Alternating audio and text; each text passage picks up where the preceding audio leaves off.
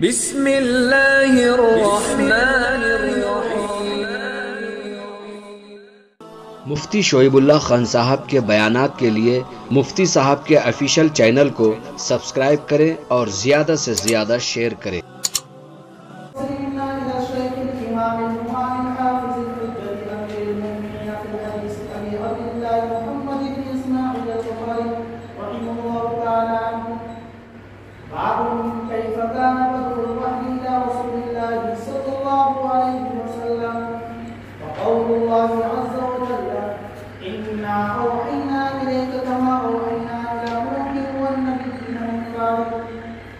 قال حدثنا الحميدي قال حدثنا سفيان قال حدثنا يحيى بن سعيد الأنصاري قال أخبرني محمد بن إبراهيم التيمي أنه سمع القمة بن وقاص الليثي يقول سمعت عمر بن الخطاب رضي الله تعالى عنه على المنبر يقول سمعت رسول الله صلى الله عليه وسلم يقول إنما الأعمال بالنيات وإنما لامرئ ما نوى فمن كان هجرته إلى دنيا يصيبها أو إلى امرأة ينكحها فهجرته إلى ما هاجر إليه.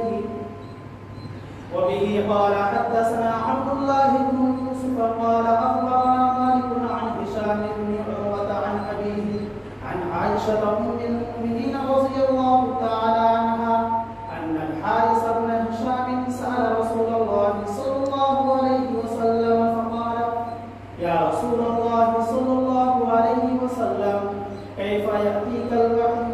فقال رسول الله صلى الله عليه وسلم أحيانا يأتيني مثل صلصلة الجرس وهو أشده علي فيفسد عني وقد رأيت عنه ما قال وأحيانا يتمثل لي الملك رجلا فيكلمني فأعي ما يقول. قالت عائشة رضي الله تعالى عنها ولقد رأيته ينزل عليه الوحي في اليوم الشديد البرد فيفصم عني وإن جبينه ليتفصل عرفا. الحمد لله رب العالمين والصلاة والسلام على سيد الأنبياء وأشرف المرسلين وعلى آله وصحبه أجمعين أما بعد.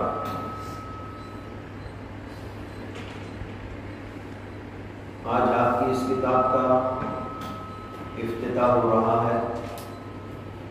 امام بخاری رحمۃ اللہ علیہ نے اپنی کتاب کا آغاز کیا بسم اللہ الرحمن الرحیم سے، اور پھر اس کے بعد میں لکھا باب، اور پھر کیف کان بدء الوحی الی رسول اللہ صلی اللہ علیہ وسلم۔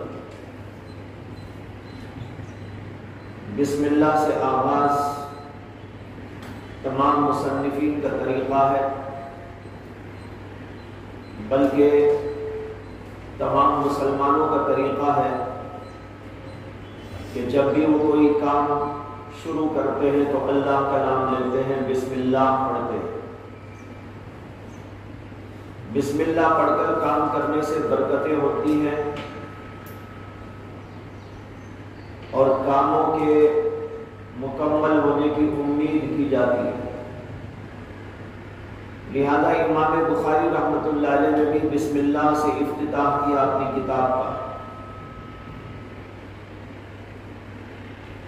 لیکن یہاں پر ایک سوال یہ ہے کہ امام بخاری نے بسم اللہ سے تو ابتدا کی، لیکن کوئی خطبہ نہیں لکھا، اللہ کی حمد و ثنا نہیں لکھی، نہ رسول اکرم صلی اللہ علیہ وسلم پر درود پڑھا، درود بھیجا۔ عام مصنفین کا طرز تو یہ ہوتا ہے کہ وہ بسم اللہ کے بعد الحمدللہ رب العالمین اور پھر رسول اکرم صلی اللہ علیہ وسلم پر درود و سلام سے ابتدا کرتے ہیں۔ سوال یہ ہے کہ امام بخاری رحمۃ اللہ علیہ نے صرف بسم اللہ تو لکھی، الحمدللہ کیوں نہیں لکھی؟ رسول اللہ صلی اللہ علیہ وسلم پر درود و سلام کیوں نہیں بھیجا؟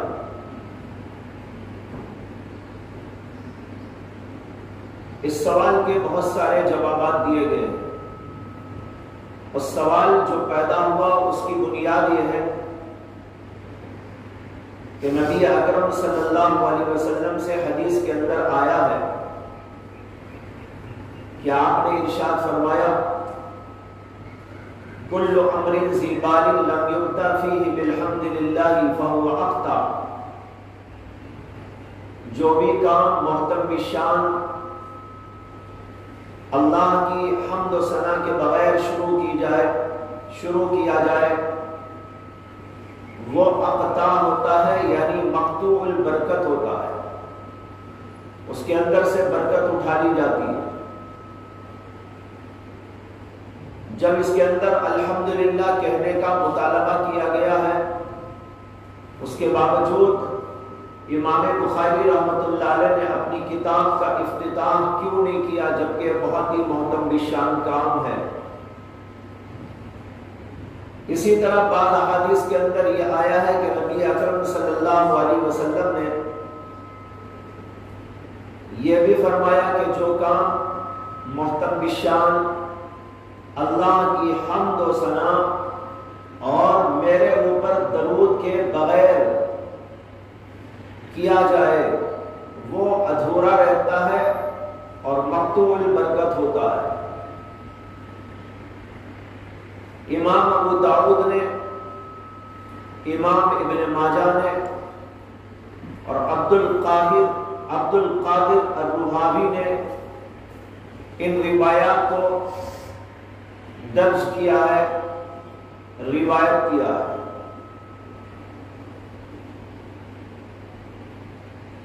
اب سوال یہی ہے کہ امام بخاری رحمۃ اللہ علیہ نے حمد کیوں نہیں لکھی، درود و سلام کیوں نہیں لکھا، جبکہ احادیث اس سلسلے میں موجود ہیں جیسے کہ میں نے اشارہ دیا۔ اس کے بے شمار جوابات دیے گئے، جوابات کچھ اچھے ہیں، کچھ برے بھی ہیں، کچھ معقول ہیں، کچھ غیر معقول ہیں۔ ایک جواب تو یہ دیا گیا ہے جیسے کہ آپ کے حاشیے پر بھی لکھا ہے 5ویں نمبر پر، حضرت مولانا سہارنپوری احمد علی سہارنپوری لکھتے ہیں وَالْأَحْسَنُ مَا سَمِعْتُهُ مِنْ بَعْضِ أَسَاتِذَةِ الْكِبَارِ أَنَّهُ ذَكَرَ الْحَمْدَ بَعْدَ التَّسْمِيَةِ فِي مُصَبَّدَتِهِ كَمَا ذَكَرَهُ فِي بَقِيَّةِ مُصَنَّفَاتِهِ وَإِنَّمَا سَقَطَ ذَلِكَ مِنْ قَلَمِ بَعْضِ الْمُمَيِّزِينَ فَاسْتَمَرَّ عَلَى ذَلِكَ۔ یہ جواب لکھا ہے۔ اس جواب کا حاصل یہ ہے کہ وہ کہتے ہیں کہ بہترین جواب وہ ہے جو میں نے بعض میرے بڑے بڑے اساتذہ سے سنا کہ امام بخاری نے حمد لکھی تھی اپنے مسودے میں، لیکن بعد میں نقل کرنے والے اور اس کتاب کا مبیضہ تیار کرنے والوں کے قلم سے وہ ساقط ہو گیا، اور بعد میں کتاب اسی طریقے پر بغیر حمد کے لکھی جانے لگی اور چھپنے لگی۔ لہذا امام بخاری پر کوئی اشکال نہیں، انہوں نے تو لکھا تھا، بعد میں نقل کرنے والے اور کاپیوں کی تبعیض کرنے والے لوگوں نے اس کو چھوڑ دیا، یہ ان کی بھول تھی۔ جواب دینے کو تو یہ جواب دیا ہے اور حضرت مولانا نے تو اس کو احسن قرار دیا ہے، بہترین جواب، الاحسن ما سمعته من بعض اساتذة الكبار۔ لیکن حافظ ابن حجر عسقلانی نے سخت تردید کی ہے اس جواب کی۔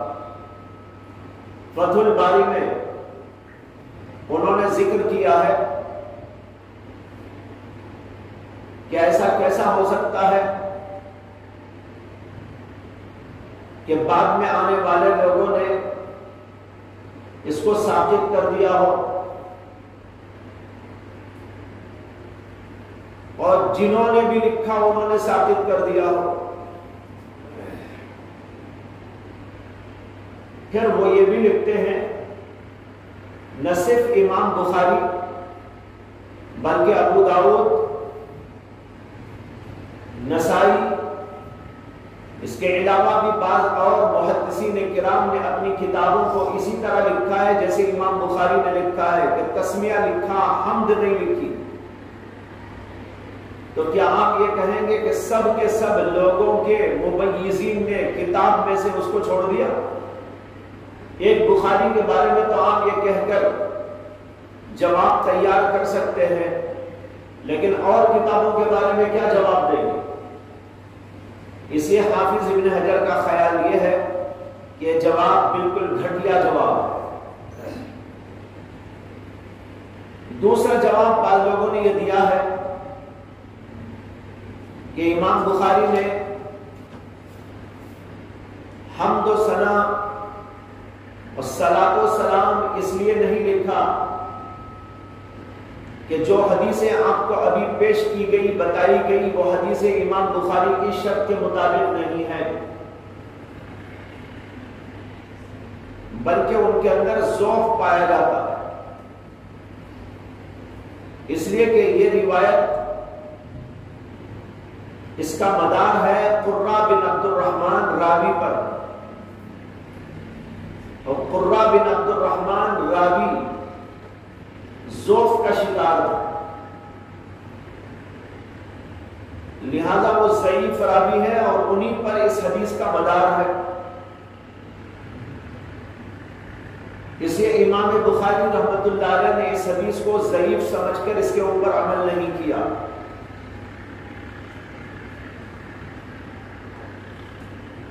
لیکن یہ جواب بھی اس لیے درست نہیں ہے کہ متعدد محدثین نے اس حدیث کی تصحیح کی ہے۔ حافظ ابن الصلاح نے اور اسی طرح امام نووی نے اس حدیث کو صحیح قرار دیا ہے یا حسن قرار دیا ہے، اور رہا یہ کہ قرہ بن عبد الرحمن ضعیف راوی ہے، یہ علی الاطلاق ضعیف نہیں ہے بلکہ بعض علماء کے پاس ضعیف ہے، اور پھر اس کے متعدد متابعات موجود ہیں، یعنی اور لوگوں نے بھی اس کو روایت کیا ہے۔ جب اور لوگوں نے بھی اس کو روایت کیا ہے تو ان کا ضعف ختم ہو گیا، لہذا یہ جواب بھی درست نہیں۔ اور رہا یہ کہ یہ حدیث اگر صحیح بھی ہے تو امام بخاری کی شرط کے مطابق نہیں ہے۔ یہ بات تو درست ہے کہ یہ حدیث امام بخاری کی شرط کے مطابق تو نہیں ہے، لیکن امام بخاری کا اس پر عمل نہ کرنا اس بنیاد پر نہیں ہو سکتا کہ یہ حدیث ان کی شرط کے مطابق نہیں ہے، کیونکہ کسی حدیث پر عمل کرنے کے لیے بخاری کی شرط کے مطابق ہونا ضروری نہیں ہے، حدیث کا صحیح ہونا ضروری ہے، بخاری کی شرط کے مطابق ہونا ضروری نہیں ہے۔ دیکھیے امام بخاری نے اپنی زندگی میں عمل کیا ہوگا بہت ساری چیزوں پر، تو کیا وہ ساری کی ساری چیزیں امام بخاری کی کتاب کی شرط کے مطابق تھی؟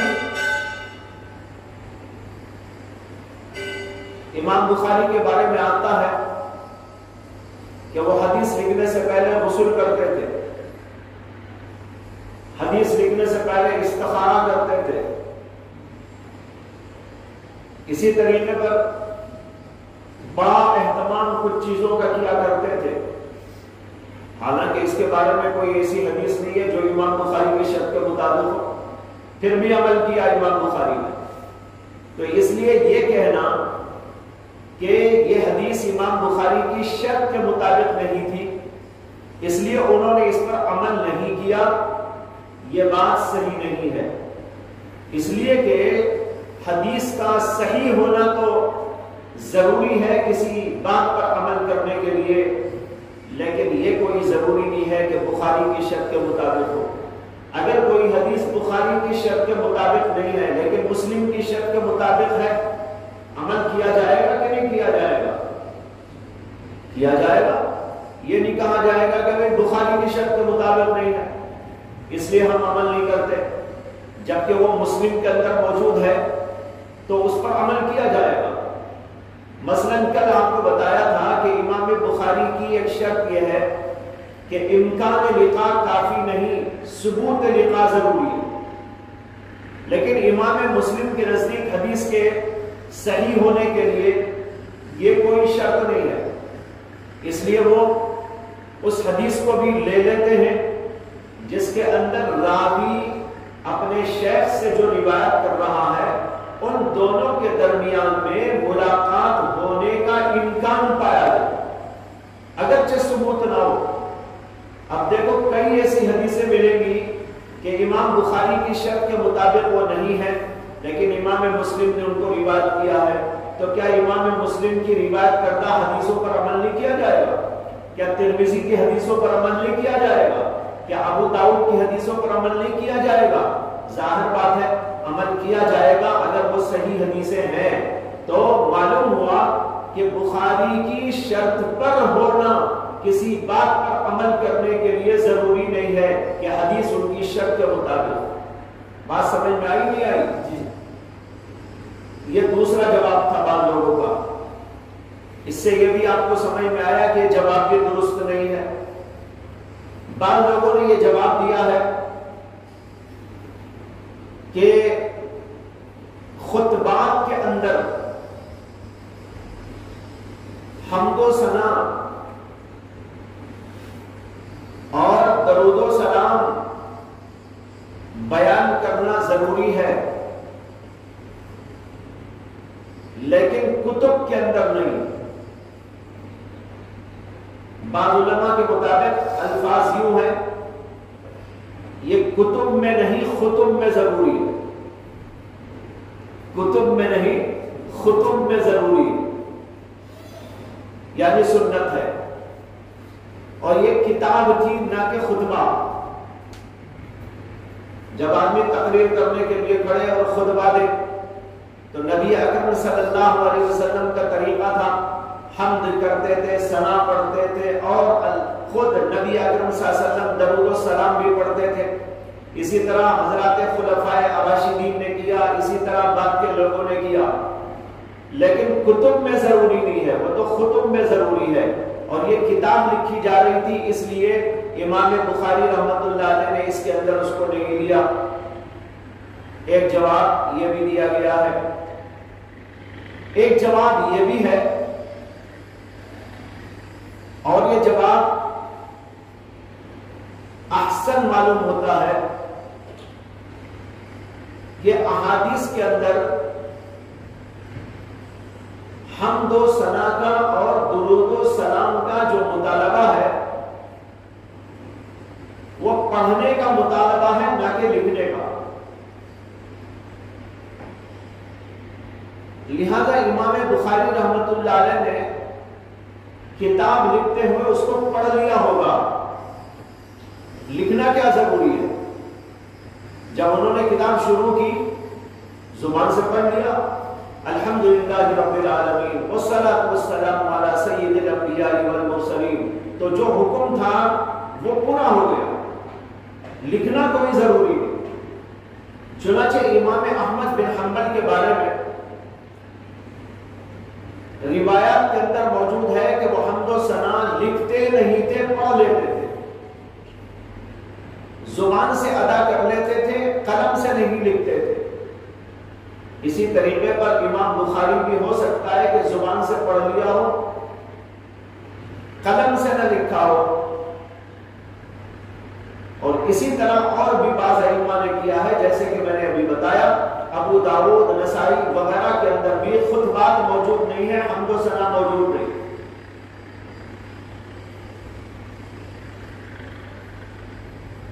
تو لہذا یہ کہا جائے گا کہ امام بخاری رحمۃ اللہ علیہ نے زبان سے پڑھ لیا تھا اور لکھا نہیں تھا۔ ایک جواب یہ دیا گیا ہے اور یہ جواب بھی بڑا معقول ہے کہ جن روایات کے اندر حمد و ثنا کا مطالبہ آیا ہے وہ روایتیں متعدد الفاظ کے ساتھ نقل کی گئی. کسی میں یوں آیا کل امر ذی بال لم یبدا فیہ بسم اللہ الرحمن الرحیم فہو اخطا. اس کے اندر بسم اللہ الرحمن الرحیم پڑھنے کا مطالبہ ہے. بعض روایتوں میں ہے کل امر ذی بال لم یبدا فیہ بالحمد للہ فہو اخطا. بعض روایات کے اندر یوں آیا کل امر ذی بال لم یبدا بذکر اللہ فہو اخطا.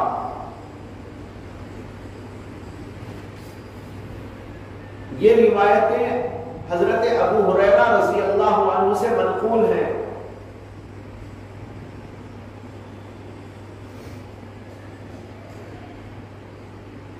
بعض علماء فرماتے ہیں کہ اصل مقصود رسول اکرم صلی اللہ علیہ وسلم کا یہ ہے کہ کسی بھی کام کی ابتدا میں اللہ کا ذکر ہو, اللہ کا نام لیا جائے, چاہے وہ بسم اللہ کے الفاظ کے ساتھ میں ہو, چاہے الحمدللہ کے الفاظ کے ساتھ میں ہو, یا کسی اور لفظ کے ساتھ میں ہو.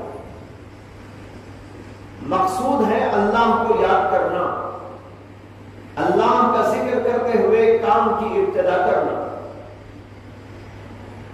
خاص لفظ بسم اللہ اور خاص لفظ الحمدللہ مقصود نہیں ہے.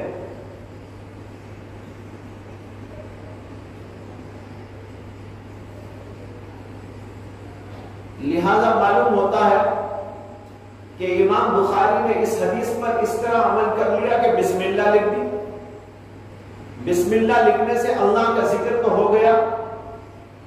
جب اللہ کا ذکر ہو گیا تو مقصود کلام حاصل ہو گیا, مقصود حدیث حاصل ہو گیا.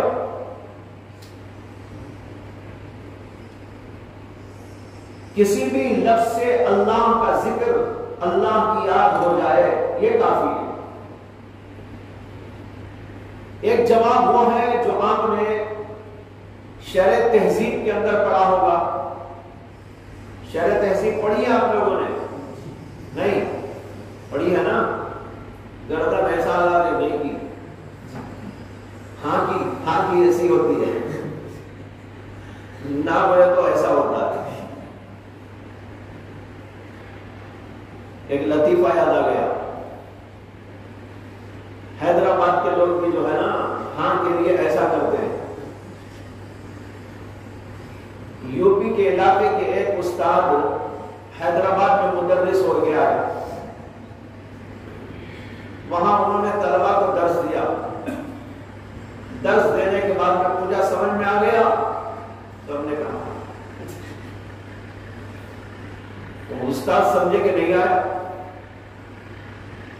جب ایسا کیا, ان کا مقصود تو تھا ہاں آ گیا, لیکن یہ اشارہ تو عام طور پر نہ کے لیے ہوتا ہے. تو استاد سمجھے کہ بچوں کو سمجھ میں نہیں آیا, اس لیے انہوں نے دوبارہ تقریر کی, دوبارہ سمجھایا. اب طلبا سوچ رہے ہم کو تو سمجھ میں آ گیا, پھر کیوں سمجھا رہے؟ ہم کو تو سمجھ میں آ چکا ہے, یہ استاد ہمیں دوبارہ کیوں سمجھا رہے ہیں؟ ہم نے تو کہا ہاں, اور یہ دوبارہ سمجھانے بیٹھ گئے. خیر دوبارہ تقریر کرنے کے بعد پھر انہوں نے پوچھا کہ بھائی اب تو سمجھ میں آ گیا؟ سب نے کہا. اب استاد یہ سمجھے کہ اب بھی نہیں آیا گا. اتنے کن ذہن ہے کہ دوبارہ سمجھا کر بھی سمجھ میں نہیں آیا, اور سب کہہ رہے کہ نہیں اسے دوبارہ سمجھا. خوب اچھی طرح کھول کر سمجھا کر پھر پوچھا اب تو سمجھ میں آ گیا بھائی؟ سب نے کہا نہیں, یعنی ہاں کا اشارہ ایسا کیا. اب استاد نے سوچا اب کہاں تک پوچھوں گا, یہ نہ کرتے رہے اور میں ہاں کرتا رہوں. گھنٹی کا وقت بھی ختم ہو گیا, انہوں نے خاموشی کے ساتھ کتاب بند کر دی, اٹھ کے چلے گئے. جانے کے بعد اور مدرسین حضرات کے ساتھ میں بیٹھک ہوئی، وہاں بیٹھے بیٹھے کہنے لگے کہ بھائی یہاں حیدرآباد کے طلباء مدرسے کے بڑے کن ذہن معلوم ہوتے ہیں، میں نے آج ایک عبارت کی، ایک سبق کی تشریح تین دفعہ کی ہے، پھر بھی ان کی سمجھ میں نہیں آیا۔ کچھ حیدرآبادی علماء بھی تھے، انہوں نے کہا کہ حضرت آپ نے سمجھایا تو انہوں نے نہیں سمجھا، کیا انہوں نے یہ بات کہی آپ سے؟ میں نے کہا ہاں کہی تھی۔ کیسا کہا تھا؟ ہاں تو ایسا کر رہے تھے۔ انہوں نے کہا یہاں ایسے کا مطلب ایسے کا ہوتا ہے، یعنی نہ کا اشارہ ہاں کی طرح، ہاں کا اشارہ نہ کی طرح ہوتا ہے، تو ایسے ہی تم لوگ بھی گردن ہلا رہے ہیں۔ تو خیر شرح تہذیب والوں نے ایک جواب دیا، یاد ہوگا آپ کو، انہوں نے کہا کہ ابتدا تین قسم کی ہوتی ہے، ایک ابتدا حقیقی، ایک ابتدا عرفی، اور ایک ابتدا اضافی۔ حقیقی ابتدا کا مطلب تو یہ ہوتا ہے کہ کسی چیز کا بالکل آغاز، اور ابتدائے اضافی کا مطلب یہ ہوتا ہے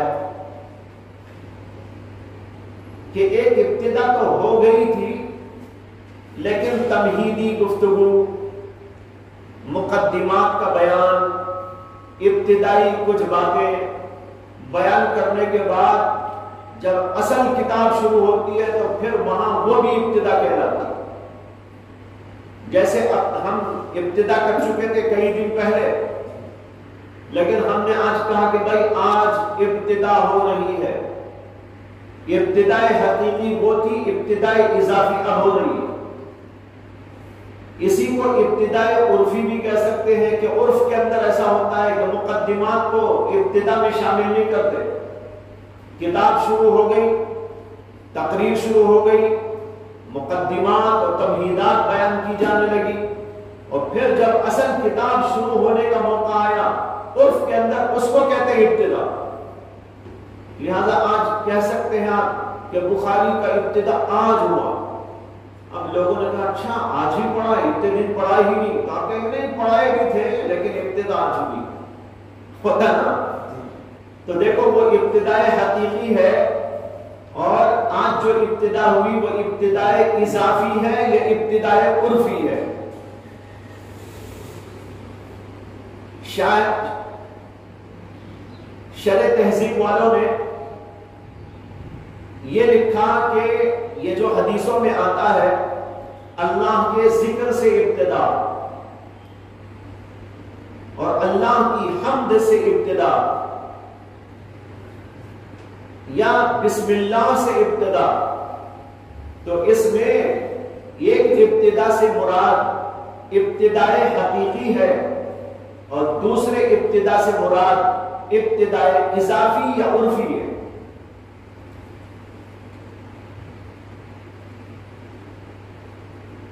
یہ انہوں نے اس اشکال کا جواب دیا ہے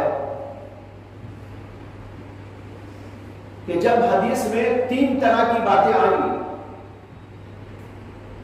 کل امر ذی بال لم یبدا فیہ بذکر اللہ، اور ایک میں کل امر ذی بال لم یبدا بالحمد للہ، اور ایک کے اندر کل امر ذی بال لم یبدا بسم اللہ، ذکر اللہ، بسم اللہ، الحمدللہ، تین طرح کے الفاظ آئے اور سب میں کہا گیا کہ ابتدا کرنا ہے۔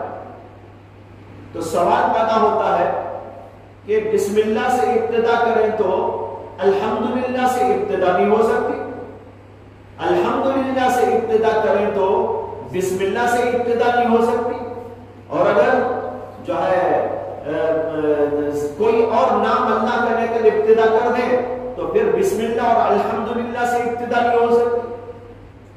تو پھر اس حدیث پر عمل کیسے ممکن ہے؟ یہ سوال وہاں قائم کیا ہے انہوں نے، اس لیے کہ ابتدا کے معنی تو کسی کام کے شروع کرنے کے وقت کی بات۔ اب ہم نے مثال کے طور پر شروع کر دیا بسم اللہ الرحمن الرحیم، شروع ہو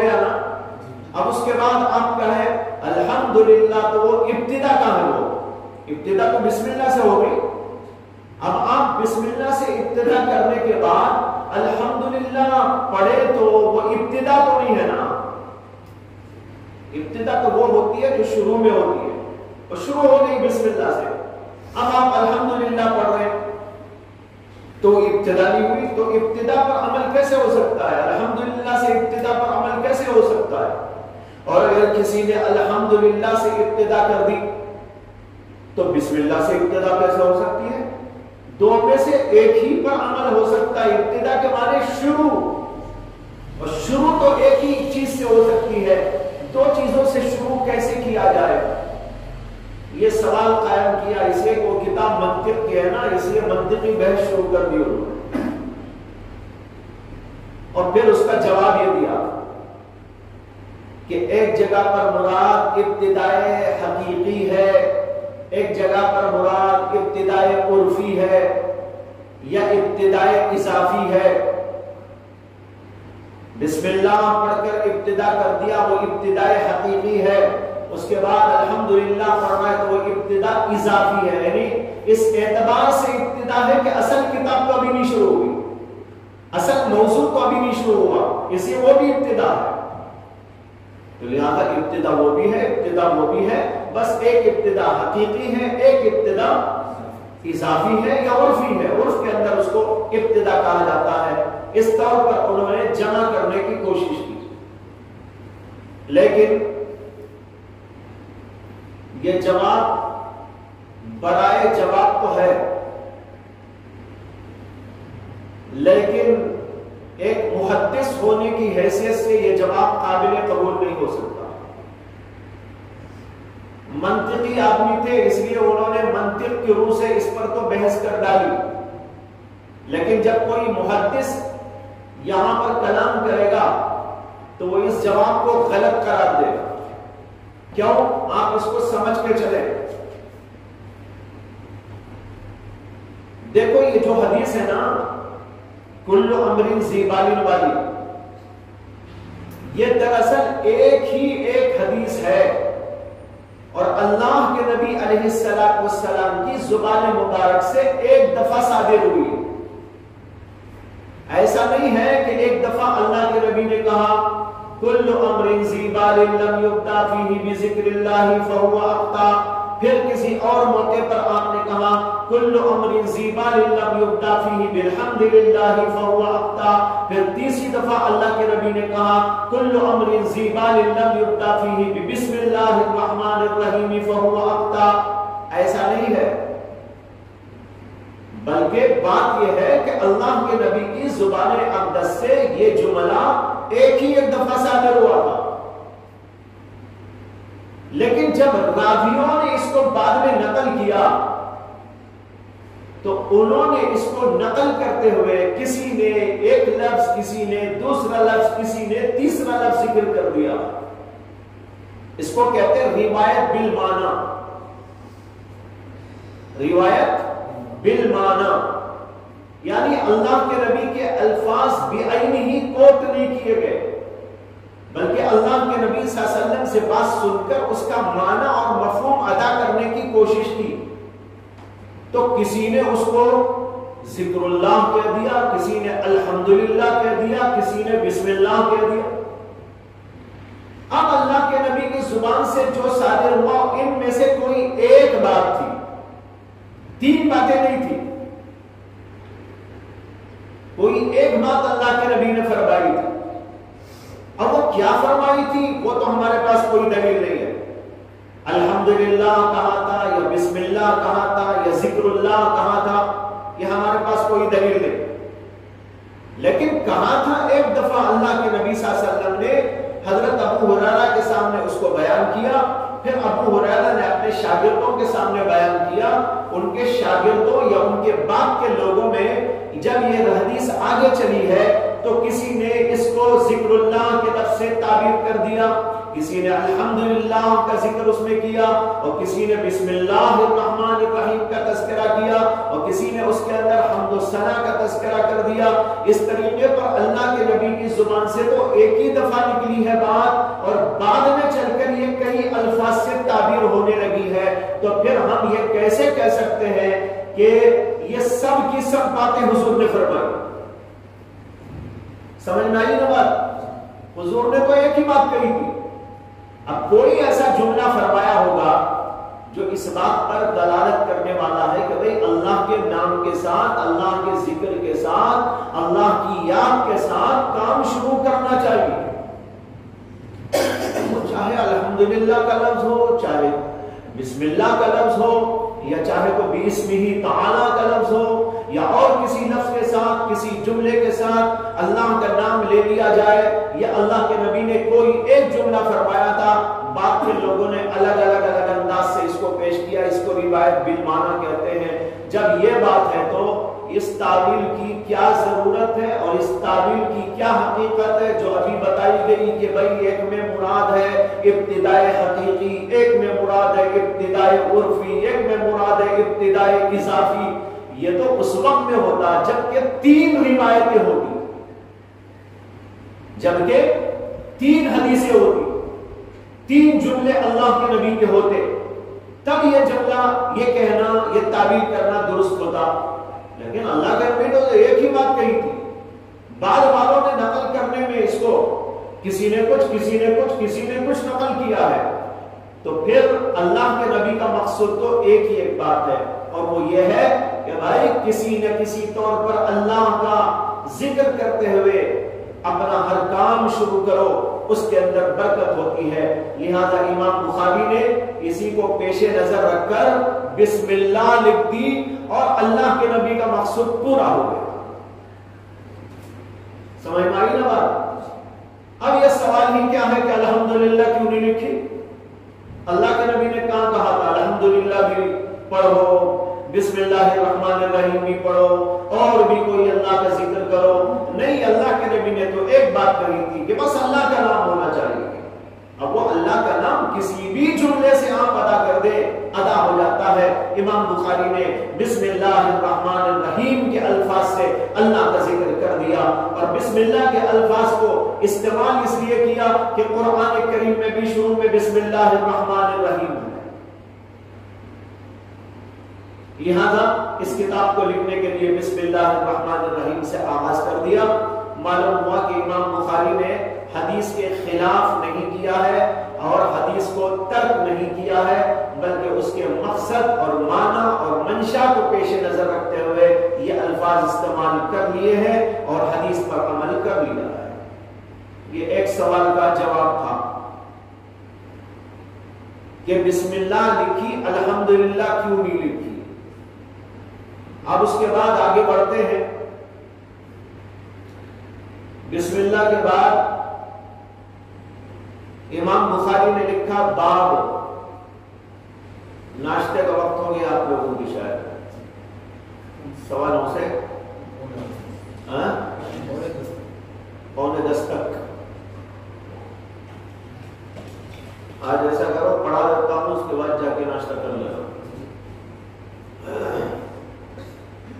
باب،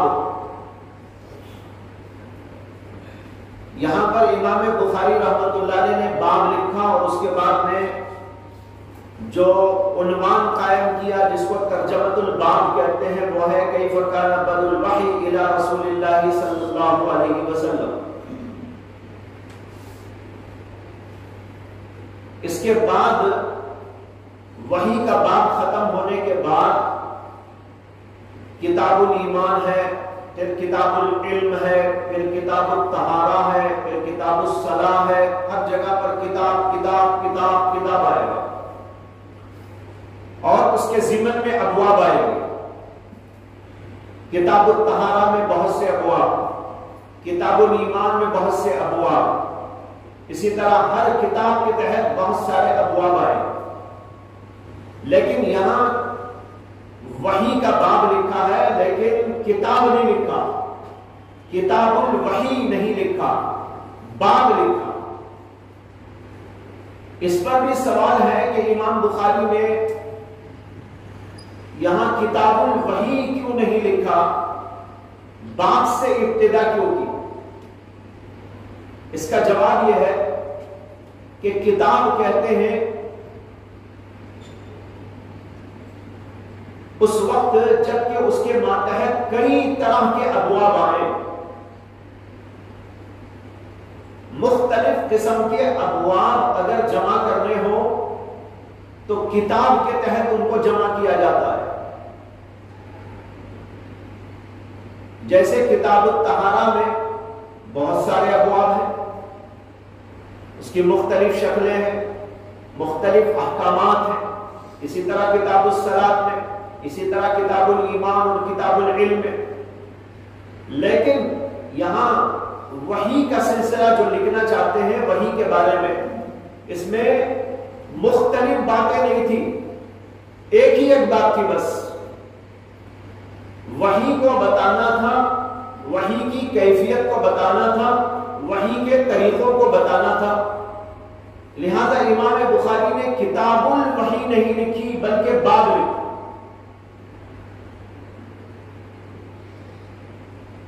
اس لیے کہ یہ ایک ہی قسم کی بات تھی، اگر مختلف امور ہوتے تو کتاب لکھتے، لیکن یہاں مختلف امور نہ تھے، اس لیے امام بخاری رحمۃ اللہ علیہ نے لفظ کتاب کے بغیر اس باب کو لکھا اور اس کے اندر وحی کے سلسلے کی تفصیلات بیان فرمائی۔ لفظ باب کو آپ تین طرح پڑھ سکتے ہیں، باب کیف کان بدء الوحی، تنوین کے ساتھ، اور جب تنوین کے ساتھ پڑھیں گے تو یہ باب خبر ہوگی ایک مبتدا محذوف کی، ھذا باب یذکر فیہ کیف کان بدء الوحی، ایک باب ہے جس کے اندر اس بات کا تذکرہ کیا جائے گا کہ اللہ کے نبی پر وحی کیسے آئی۔ دوسرا طریقہ پڑھنے کا یہ ہے کہ اس کو آپ پڑھیں اضافت کے ساتھ، باب کیف کان بدء الوحی، اس صورت میں یہ اضافت ہو جائے گی۔ اور تیسری صورت یہ ہے کہ اس کے اوپر کوئی اعراب نہ پڑے، بغیر اعراب، باب کیف کان بدء الوحی۔ تینوں طریقے سے پڑھنا درست ہے، جائز ہے۔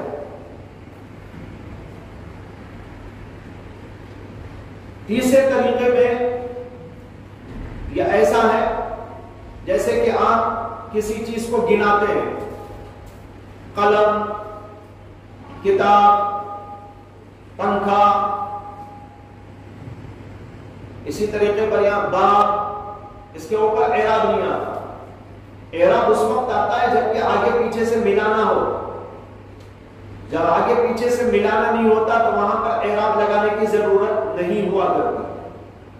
لہذا یہاں پر باب کیف کان بدء الوحی یوں پڑھا جائے، یہ تینوں طرح پڑھنا درست ہے۔ یہ سب سے پہلا باب ہے جو وحی کے ابواب میں امام بخاری رحمۃ اللہ علیہ نے باندھا ہے۔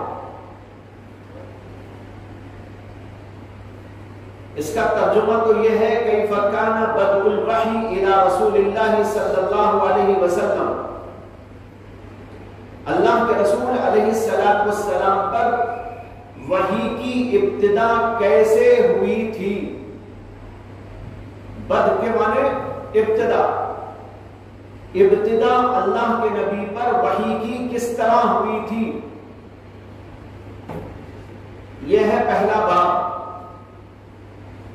امام بخاری رحمۃ اللہ علیہ نے اپنی کتاب کا آغاز ایک نرالے انداز پر کیا ہے۔ سہائے ستہ کے اور جو مصنفین ہیں انہوں نے بھی ایک ایک خاص انداز اختیار کیا، اور امام بخاری نے سب سے نرالا انداز اختیار کیا۔ امام مسلم کو آپ دیکھیں گے کہ امام مسلم اپنی کتاب کا آغاز کر رہے ہیں ایک مقدمے سے، جس کے اندر وہ سند کی حیثیت، اہمیت، ضرورت اس کو بیان کرتے ہیں کہ حدیث میں سند کی حیثیت کیا، اس کا مقام کیا، اس کی اہمیت کیا۔ چنانچہ وہاں پر اس سلسلے میں بحث کرتے ہوئے انہوں نے بہت سارے اقوال ذکر کیے بزرگوں کے، محدثین کے۔ لولا الاسناد لقال من شاء ما شاء، اگر سند نہ ہوتی تو جو آدمی جو چاہتا بکواس کرتا، اللہ کے نبی کی طرف منسوب کر دیتا۔ امام ابن المبارک نے کہا کہ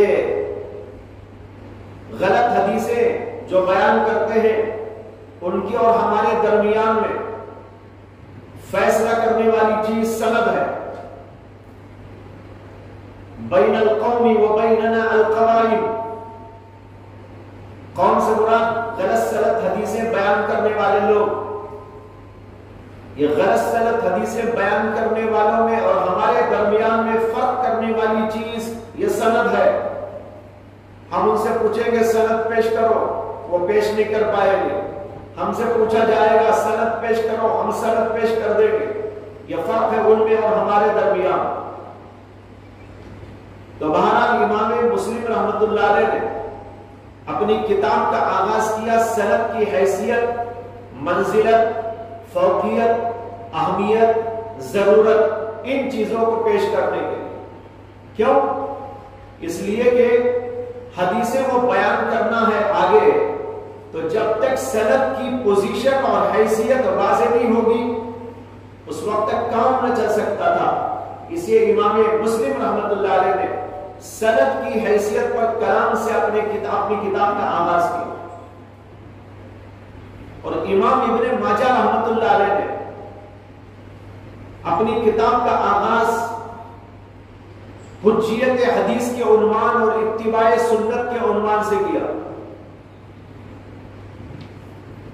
شروع ہی میں انہوں نے حدیث کی حجیت، اس کی منزلت و مقام، اتباع سنت کی اہمیت و ضرورت، اس کے ابواب شروع کیے۔ ان کے ذہن میں یہ تھا کہ حدیث کی کتاب لکھنے سے پہلے یہ تو بتاؤں کہ بھائی حدیث حجت ہے اور حدیث پر عمل کرنا کتنا ضروری ہے۔ ایک مسلمان جہاں قرآن کو مانتا ہے، قرآن پر عمل کرتا ہے، وہیں پر اس کے لیے لازم و ضروری ہے کہ وہ اپنی زندگی میں احادیث کو معمول بہا بنائے، اپنی زندگی میں اس کی اتباع کرے۔ لہذا امام ابن ماجہ نے حجیت حدیث و اتباع حدیث کی ضرورت و اہمیت پر کلام سے اپنی کتاب کا آغاز کیا۔ اور امام ابو داؤد، امام ترمذی اور امام نسائی، یہ جو تین بزرگ ہیں، انہوں نے اپنی کتابوں کو ابواب الطہارت سے شروع کیا، اس لیے کہ ان کے نزدیک یہ تھی بات کہ وہ ابواب فقہیہ کے مطابق احادیث کو جوڑے۔ اسی لیے ان کی کتابوں کا نام ہے سنن۔ سنن اس حدیث کی کتاب کو کہتے ہیں جس کے اندر ابواب فقہیہ کے مطابق احادیث کو جوڑا جاتا ہے، جمع کیا جاتا ہے۔ کتاب الطہارہ، پھر اس کے بعد کتاب الصلاۃ، پھر اس کے بعد کتاب الزکاۃ، پھر اس کے بعد کتاب الصوم، پھر اس کے بعد کتاب الجنائز، کتاب الحج، پھر اس کے بعد کتاب الجنائز وغیرہ وغیرہ، اس ترتیب کے ساتھ۔ لہذا ان حضرات نے اپنی کتابوں کا آغاز ابواب الطہارہ سے کیا۔ لیکن امام بخاری نے ایک اور نرالا انداز اختیار کیا۔ انہوں نے وحی کی اہمیت، ضرورت اور اس کی کیفیت اور اس کے طرق پر کلام شروع کیا اپنی کتاب کے آغاز میں۔ ایسا انہوں نے کیوں کیا؟ علامہ سندھی رحمۃ اللہ علیہ کہتے ہیں کہ امام بخاری رحمۃ اللہ علیہ نے اپنی کتاب کا آغاز وحی کے بعد سے اس لیے کیا کہ دین کا پورا مدار اللہ کی وحی پر ہے، لہذا وہ دنیا والوں کو بتانا چاہتے تھے کہ میں جو یہ حدیث کی کتاب لکھ رہا ہوں وہ دراصل اس وحی کی بنیاد پر ہے جو محمد رسول اللہ صلی اللہ علیہ وسلم پر اللہ کی طرف سے نازل ہوئی تھی، تاکہ لوگوں کو معلوم ہو کہ دین کی بنیاد اللہ کی وحی پر ہے، کسی کی عقل پر نہیں ہے، کسی کے تجربے پر نہیں ہے، کسی کی تلاش و جستجو سے یہ چیز ملنے والی نہیں ہے، بلکہ دین ملتا ہے اللہ کی طرف سے اور اللہ کی وحی کی بنیاد۔ اس لیے امام بخاری نے سب سے پہلے وحی کا باب قائم کیا۔ اس سلسلے میں بعض علماء کی تحقیق ہے، بہت بہترین تحقیق، تھوڑی سی تفصیل کے ساتھ اس کو عرض کروں گا۔ امام بخاری نے سب سے پہلے کتاب الوحی، باب الوحی اس لیے قائم فرمایا کہ وہ شروع ہی میں یہ بتا دینا چاہتے ہیں کہ دین اسلام عقل سے تراشی ہوئی چیز نہیں ہے، بلکہ اللہ کی طرف سے آئی ہوئی وحی کی بنیاد پر ہے، اور انسانوں کو اللہ کی وحی کی ضرورت ہے۔ اگر انسان کے پاس اللہ کی وحی نہ آئے اور اسے اللہ کی وحی کے ذریعے رہنمائی نہ ملے تو وہ پھر دنیا میں صحیح طور پر زندگی گزار نہیں سکتا۔ اس لیے کہ اگر اللہ کی وحی نہ ہوگی تو انسان اپنے نفس کے بنیاد پر یا اپنی عقل کی بنیاد پر عمل کرے گا، اور نفس تو ہمیشہ انسان کو دھوکہ دیتا ہے، غلط کاموں کی طرف لے جاتا ہے۔ ان النفس لامارۃ بالسوء، تو پھر وہ صحیح زندگی کیسے کرتا؟ اور اگر اسے عقل کے اوپر چھوڑ دیا جاتا کہ بھائی تجھ کو عقل دی گئی ہے، عقل کے ذریعے سے اچھی اچھی باتیں معلوم کر کے عمل کر، تب بھی وہ دھوکے میں مبتلا ہوتا، اس لیے کہ عقل بھی دھوکہ دے دیتی ہے، رہنمائی ایک حد تک کرتی ہے لیکن بہت ساری جگہ پر عقل بھی دھوکہ دے دیتی ہے۔ دیکھو دنیا میں بہت سارے فلاسفہ گزرے، اور ان فلاسفہ میں سے وہ لوگ بھی تھے جنہوں نے بہت سارے ایسے نظریات عقل کی بنیاد پر قائم کیے جو دوسرے فلسفیوں کی نظر میں غلط تھے۔ بہت سے سائنسدان ایسے آئے کہ انہوں نے اپنی عقل اور اپنے تجربے کی بنیاد پر نظریات قائم کیے، لیکن دوسرے اور سائنسدانوں نے، فلسفیوں نے، منطق والوں نے ان کے نظریات کو غلط ٹھہرایا۔ اگر عقل ہر جگہ پر صحیح روشنی دیتی، صحیح رہنمائی کرتی، تو پھر ایسا کیسا ہو سکتا تھا کہ کچھ لوگ ایک نظریہ قائم کر رہے اور دوسرے لوگ عقل کی بنیاد پر اس کو غلط ٹھہرا رہے؟ معلوم ہوا عقل ہر جگہ صحیح رہنمائی نہیں کر سکتی۔ آپ نے منطق کی کتابوں میں یہ بات پڑھی ہوگی کہ کچھ لوگ ایسے تھے فلاسفہ میں جو کہتے تھے العالم حادث، اور دوسرے فلاسفہ ہوتے جن کا خیال اور نظریہ یہ تھا العالم قدیم، یعنی عالم کے بارے میں دو نظریے تھے، اور یہ دونوں نظریے عقل پرستوں کے نظریے تھے جو صرف عقل کی بنیاد پر کام کرتے۔ تو ایک نظریہ یہ تھا العالم حادث، عالم حادث ہے، یعنی پہلے نہیں تھا، بعد میں اس کو بنایا گیا، جب تک رہنا ہے رہے گا، اس کے بعد ٹوٹ پھوٹ جائے گا، ختم ہو جائے گا۔ اس کے بالکل برخلاف اس کی ضد ایک اور نظریہ تھا العالم قدیم، عالم قدیم ہے، ازلی و ابدی ہے، ہمیشہ سے ہے، ہمیشہ رہے گا، کبھی ختم نہیں ہونے والا۔ اب ان دو نظریات میں سے ایک نظریہ تو صحیح ہوگا، دوسرا نظریہ غلط ہوگا۔ ایسا تو ہو نہیں سکتا کہ دونوں نظریوں کو آپ صحیح مانیں۔ کیسا ہو سکتا ہے؟ عالم حادث بھی ہو اور عالم قدیم بھی ہو، ناممکنات میں سے۔ یہ تو ایسا ہے جیسے کوئی کہنے لگے اب رات بھی ہے اب دن بھی ہے۔ ارے بھائی اب رات ہے تو دن نہیں ہو سکتا، اور اس وقت کو اگر آپ دن مانتے ہیں تو یہ رات نہیں ہے۔ اسی طریقے پر عالم اگر حادث ہے تو قدیم نہیں ہے، قدیم ہے تو حادث نہیں۔ مرقات میں آپ نے یہ بات پڑھی ہوگی، مرقات والوں نے یہ سمجھایا کہ دو نظریات ہیں، ان دو نظریات کے درمیان میں فیصلہ کرنے کے لیے کوئی علم چاہیے۔ آئی تھی بات؟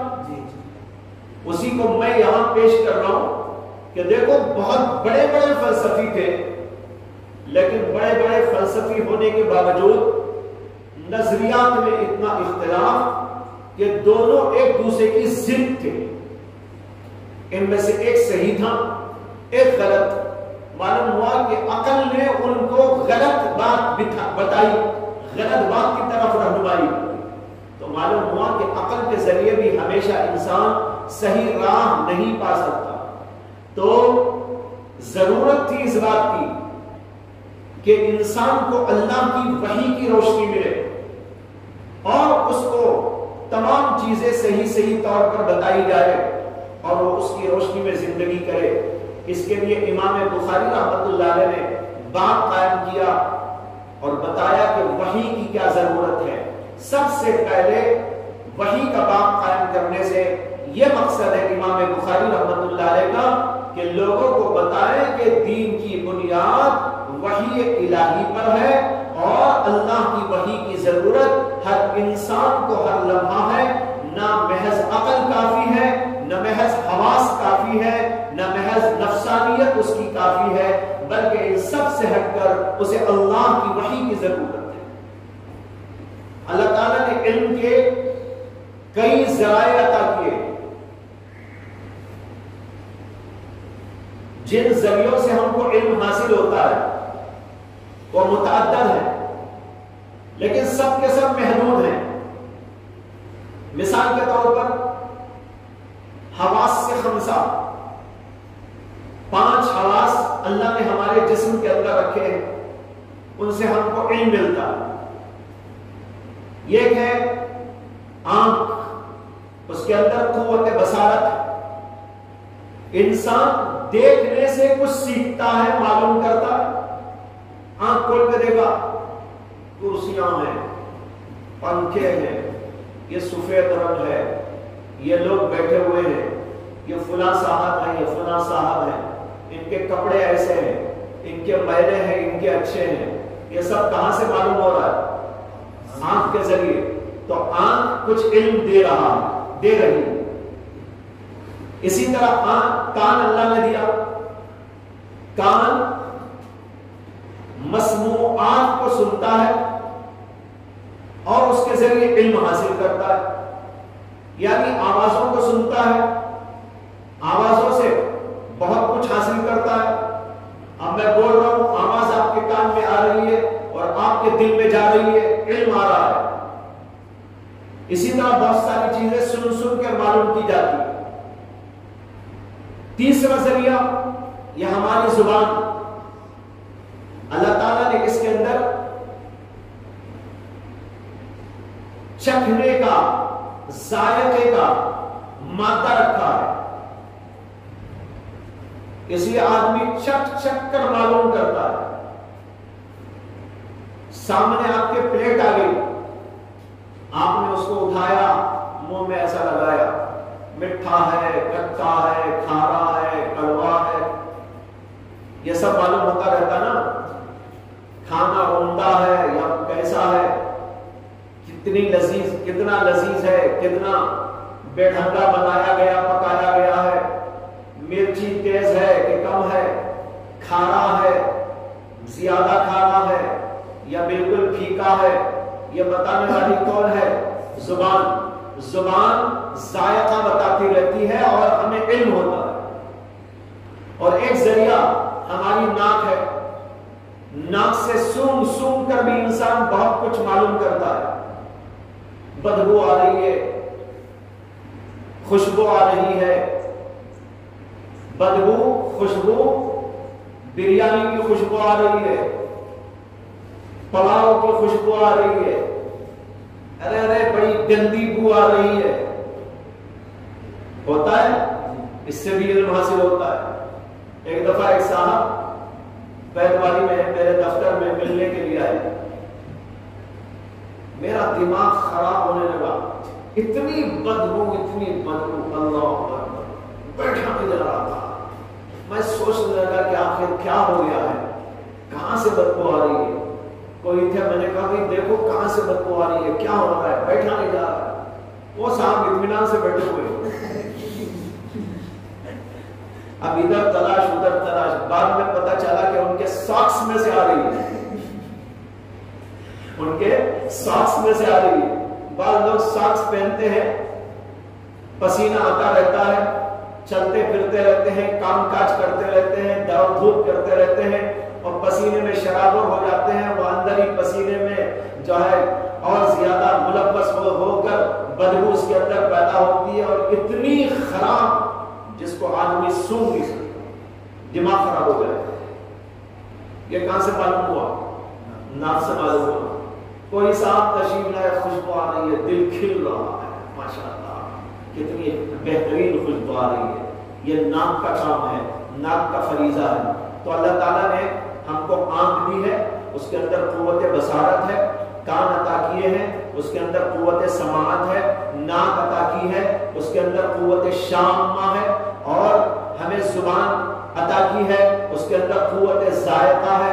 اور ایک چیز پورے بدن کے اندر ہے, اس کو کہتے ہیں قوت لامسہ, چھونے کی قوت. چھو چھو کر بھی معلومات ہوتے رہتے ہیں. آپ کسی دکان پر کپڑا خریدنے کے لیے گئے, دکان والے نے تھان کھول کر آپ کے سامنے رکھ دی. کپڑے کا رنگ تو آپ آنکھ سے معلوم کر لیتے ہیں, لیکن کپڑے کی نفاست یا کپڑے کی کا گھٹیا ہونا, اچھا ہونا, یہ معلوم کرنے کے لیے ایسا کر کر کے دیکھتے ہیں, چھو چھو کر دیکھتے ہیں, ہے نا.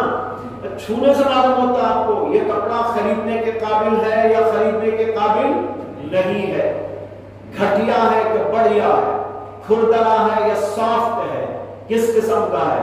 اس طرح بہت ساری چیزوں کو معلوم کرنے کے لیے قوت لامسہ کا استعمال ہوتا ہے. یہ 5 قوتیں ہیں انسان کے اندر جو اللہ نے رکھی, لیکن بھائی اللہ نے ان سب کو محدود رکھا ہے, اور کوئی کسی اور کے دائرے میں کام نہیں کر سکتا. ہر ایک کا دائرہ محدود. آنکھ کا دائرہ ہے مبصرات, دیکھنے والی چیزیں. آپ وہ دیکھ کر کچھ اسے پوچھیں تو جواب دے گی. مثلا آنکھ کھول کر آپ وہاں دیکھ کے کیا رکھا ہے, آنکھ بولے گی کرسی رکھی ہے. کون بیٹھے ہیں؟ ایک آدمی بیٹھے ہیں. یہ کون ہے؟ یہ حفظ الرحمان ہے. کون سی کتاب ہے؟ یہ فلاں کتاب ہے. یہ کون بتانے والا؟ آنکھ بتائے گی. لیکن اگر آنکھ سے آپ نے پوچھا کہ بدبو آ رہی ہے یا خوشبو آ رہی ہے, بتاؤ, آنکھ کہے گی مجھے کیا معلوم. آنکھ کہے گی مجھے کیا معلوم, میں تو رنگتیں بتا سکتی ہوں, چیزوں کا ڈیزائن بتا سکتی ہوں, چہروں کو پہچان کر چہرے تو بتا سکتی ہوں, لیکن میرا کام یہ نہیں ہے کہ میں بدبو ہے کہ خوشبو ہے یہ بتاؤں. بدبو خوشبو کی بات پوچھنا ہو, میری ہی پڑوسی ناک سے پوچھو. میرا پڑوسی ہے ناک, ناک سے پوچھو, وہ بتائے گا. میرے پاس نہیں چلے گئے, یہ سوال میرے پاس مت لاؤ, اس کے مفتی یہ ہیں, میں اس کا مفتی ہوں, یہ اس کا مفتی. تو آنکھ جو ہے اس کا جواب نہیں دے سکتی. اب آپ کے سامنے خوشبو بدبو پہچاننا ہو تو آنکھ ناک کا ناک بتائے گی. لیکن ناک سے آپ نے اگر پوچھا کہ اے ناک تو یہ بتا کہ گلاس میں کیا رکھا ہوا ہے، ناک کہے گی میرا کام نہیں ہے. یہ آپ پوچھئے آنکھ سے، آنکھ بتائے یہ آنکھ کا کام ہے، میرا کام نہیں. ہاں البتہ مجھ سے یہ پوچھو کہ گلاس کے اندر جو چیز موجود ہے اس میں خوشبو ہے یا بدبو، میں وہ بتا سکتی ہوں، لیکن کیا ہے وہ بتانا میرا کام نہیں. اسی طرح آپ کان ہے، کان سے پوچھیں کیا آواز آ رہی ہے، کون بول رہا ہے، کیا آواز ہے، آواز کیسی ہے، بڑی ہے کہ چھوٹی ہے، پیاری ہے یا بھدی ہے، یہ بتانے کے لیے کان کا استعمال ہوگا. لیکن اگر آپ آنکھ سے پوچھیں یا ناک سے پوچھیں کہ بھئی کون سی آواز آ رہی ہے، کون پڑھ رہا ہے، اچھی آواز ہے کہ بری، وہ کہیں گے نہیں یہ ہمارا کام نہیں. زبان ٹیسٹ کرتی ہے، کھانے کو ٹیسٹ کرنا، کسی اور چیز کو ٹیسٹ کرنا، اس کو بتانا. لیکن اگر آپ اپنی زبان سے یہ پوچھیں کہ یہ آواز جو آ رہی ہے بتاؤ کیا آواز ہے، یہ کام زبان کا نہیں. دیکھیے ہر چیز کا ایک دائرہ مقرر ہے اور اسی دائرے کے اندر اندر وہ کام کرتے ہیں. ایک کے دائرے میں، ایک کا دائرہ دوسرے دائرے سے کوئی تعلق نہیں رکھتا. اور حالانکہ بالکل بازو بازو ہے سب، آنکھ کے بالکل نیچے ناک، اس کے بالکل بازو کان، اس کے بالکل نیچے زبان، لیکن اس کے باوجود جو ہے ہر ایک کا دائرہ اللہ نے الگ ایسا کر کے رکھا ہے، ایک کو دوسرے میں داخل ہونے کی اجازت دی. یہ ہوئے 5 ذرائع علم کے. بہت کچھ چیزیں ہم اس کے ذریعے حاصل کرتے ہیں. اس کے بعد ایک اور چیز ہے، وہ ہے عقل. اللہ نے انسان کو عقل دی تو عقل کے ذریعے بھی انسان بہت سی معلومات کرتا ہے. 2 باتوں کو ملا کر تیسری بات نکال لیتا ہے. 2 معلومات کو رکھ کر کسی مجہول بات کو حاصل کر لیتا ہے. یہ کام ہے عقل کا. عقل بڑی دور رس ہے، بہت دور دور تک پہنچ کر معلومات حاصل کر لیتی ہے، لیکن اس کا بھی ایک دائرہ مقرر ہے، اس دائرے سے باہر وہ کام نہیں کر سکتا. عقل کا دائرہ محسوسات ہیں، محسوسات کے بعد کچھ عقلیات ہیں. ان عقلیات کی حد تک تو انسان اپنی عقل سے کام لے سکتا ہے، لیکن عقلیات کا دائرہ ختم جب ہوتا ہے، مغیبات کا دائرہ شروع ہوتا ہے. مغیبات کے دائرے کے اندر عقل کام نہیں کر سکتی، وہاں کے لیے تو عقل ناکام ہے. مثال کے طور پر اس کو میں ایک بہترین مثال سے آپ کو سمجھاتا ہوں. ایک آدمی جا رہا تھا، اسے ایک بہت بہترین بلڈنگ نظر آئی، بڑی خوبصورت، بڑی لاجواب. دل دیکھ کر بڑا خوش ہوا، اس کا رنگ آنکھوں سے دیکھا، ڈیزائن دیکھا، بہت دل اس کا خوش ہوا. تو اس کے ذہن کے اندر ایک سوال آیا کہ بلڈنگ اتنی عظیم الشان، عالی شان، خوبصورت، پیاری، یہ کس نے بنائی؟ عقل نے اس کا جواب دیا. اگر یہ سوال اس کے ذہن میں آیا کہ اس کا رنگ کیا ہے، آنکھ اس کا جواب دے دے گی، ہے نا؟ اگر یہ سوال اس کے ذہن کے اندر آیا کہ اس بلڈنگ کو کسی نے بنایا یا از خود بن گئی، عقل یہاں پر بتائے گی اسے نہیں، از خود نہیں بن سکتی. از خود تو کوئی بھی چیز نہیں بنتی. بلڈنگ کیسے بن جائے گی؟ اتنی عالی شان، اتنی عظیم الشان، اتنی پیاری، اتنی خوبصورت، یہ خود بخود بن کے کھڑی ہو جائے، یہ ناممکنات میں سے ہے. عقل کہے گی کہ ایسا نہیں ہو سکتا، یہ کسی نے بنائی ہے. پھر اس نے پوچھا، اس کے ذہن میں سوال آیا کہ بنانے والا کون ہے؟ کوئی جاہل اناڑی یا بڑا پڑھا لکھا تجربے کار؟ عقل نے اس کا بھی جواب دیا.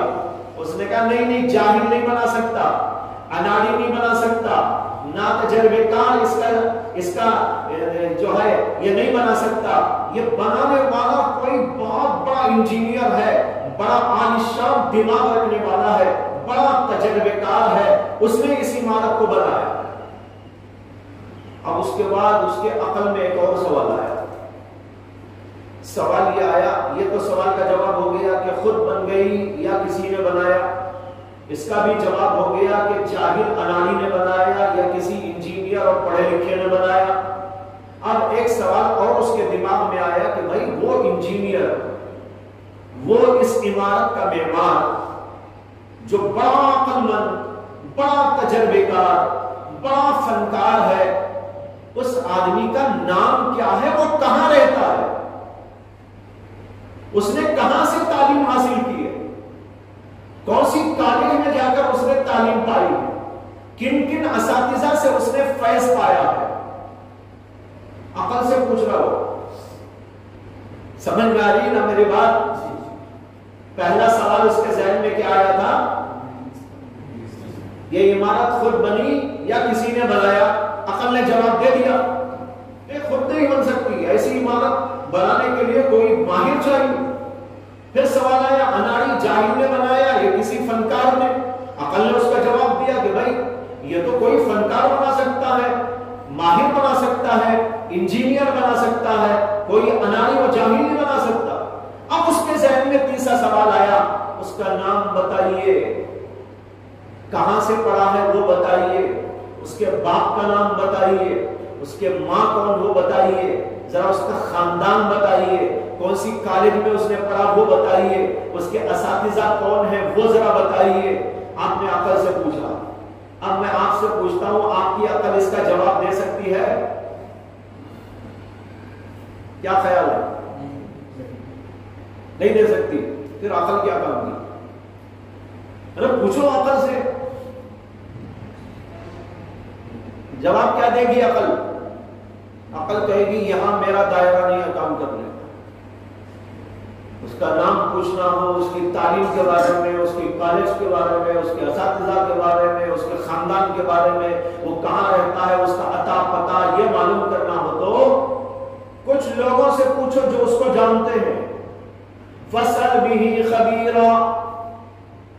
اللہ نے قرآن میں کہا ہے الرحمن فاسأل به خبیرا، رحمان کے بارے میں کسی باخبر سے پوچھو.